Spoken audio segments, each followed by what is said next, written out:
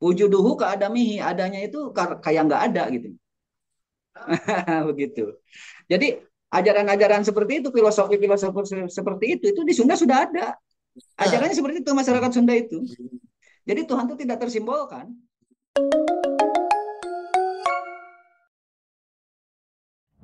Kak Deyam kan dulu ketika masih jadi bupati sempat apa namanya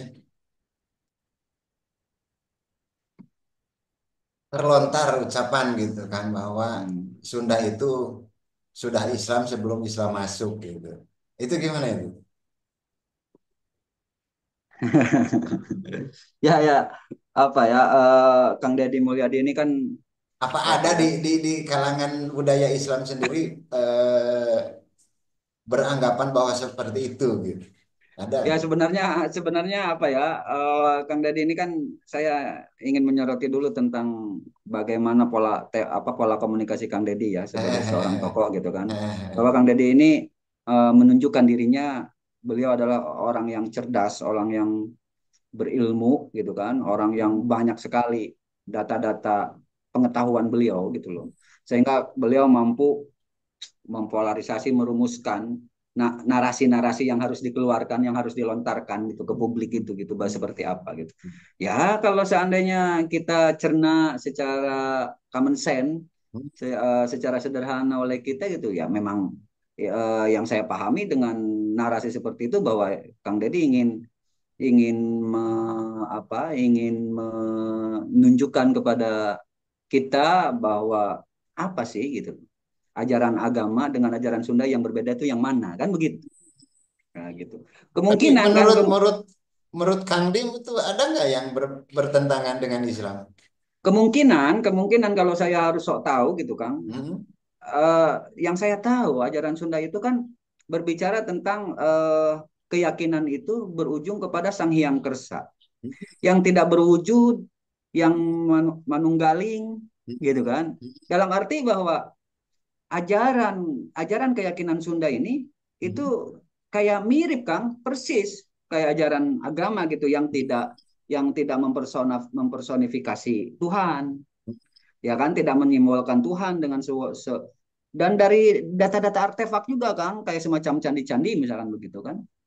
Hanya di Sunda Kang yang eh, akulturasi dari ajaran Hindu Buddha, artefak-artefaknya itu tidak tidak didominasi dengan patung-patung.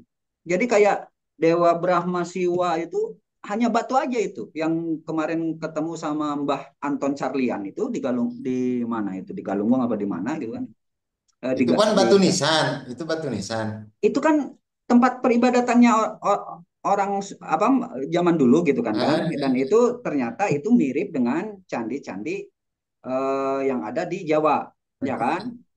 Semuanya semuanya dipersonifikasi Kang, itu ajaran Hindu Kang, itu ajaran Hindu. Di sana simbolnya yang tiga batu itu adalah eh, Brahma, Siwa dan sebagainya. Kalau di artefak-artefak yang ditemukan di selain Jawa Barat ini itu murni Kang, patung Kang, patung gitu. Sedangkan yang di Jawa Barat ini tidak seperti itu. Dan profesor profesor siapa yang dari UI itu, guru besar UI, pakar arkeologi itu menyatakan bahwa memang masyarakat Sunda ini tidak identik dengan, tidak tidak terlalu mempedulikan simbol Kang. Karena keyakinannya yaitu Sang Hyang Kersa itu yang tidak berwujud, yang menciptakan, yang Maha Kuasa itu dia tidak diwujudkan gitu loh. Gitu. Dan ini kan selaras dengan ajaran Islam, misalkan menggunakan ilmu teologi Sunni misalkan ya, pakai kitab Ghibayatul Awan, bahwa kita masyarakat Sunni ini misalkan meyakini tentang eh, perbedaan antara kholik dan makhluk, dengan dalil bahwa laisa kamisli sayon, Tuhan itu harus diposisikan tidak akan sama dengan sesuatu pun. Laisa kamislihi sayun gitu. Tidak akan mirip dengan sesuatu pun. Karena apa? Makhluk itu yang diciptakan. Jadi holik ini undefined kan, tidak terdefinisikan. Tapi diyakini ada.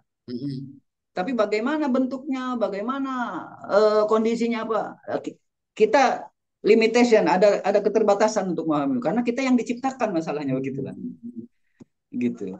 Wujuduhu keadamihi, adanya itu kayak nggak ada gitu. Begitu. Jadi ajaran-ajaran seperti itu, filosofi-filosofi seperti itu di Sunda sudah ada. Nah, Ajarannya seperti itu masyarakat Sunda itu. Jadi Tuhan itu tidak tersimbolkan. makanya di candinya tidak sama dengan di Jawa gitu ya. Jawa candi-candinya gitu kan tempat Eh, peribadatannya itu berbeda kan, berbeda. Berbeda. Padahal sama sama Hmm. dianggap sama para peneliti, sama para ilmuwan dianggap bahwa masyarakat Sunda pun menyerap atau mengasimilasi Apa ajaran-ajaran budaya mungkin ini. karena Sunda itu termasuk budaya kayu? Bukan juga. Atau Kemungkinan budaya bambu kok gitu. saya tidak bisa mengeksplorasi apa lebih jauh karena saya bukan pakarnya, Kang. Saya tidak pernah menelaah tentang mungkin kemungkinan ya, kemungkinan seperti itu. Yang jelas bagaimanapun juga secara sosiologis, kan secara ilmu sosiologis bahwa manusia pasti akan dipengaruhi di mana dia tinggal kan, pasti itu kan, itu sebuah aksioma lah ya, sebuah aksioma bahwa bagaimanapun perkembangan budaya sebuah komunitas manusia ini akan sangat dipengaruhi oleh alam atau tempat tinggal di mana dia tinggal kan, di mana dia ada gitu kan. Kemungkinan karena secara demografis eh, kultur apa masyarakat Sunda ini kan sangat ini ya, sangat tidak bisa dipisahkan dengan kondisi alamnya kan, gitu. Yang di sana banyak hutan kan, gitu kan, banyak bambu kan, gitu kan. Bahkan sejarah mengatakan arca-arca atau bukan arca atau artefak-artefak yang ditemukan oleh para arkeolog, raja-raja di Jawa Barat membuat prasasti, Kang. Membuat prasasti itu kalau seandainya raja-raja tersebut itu sudah mampu membuat parit, Kang.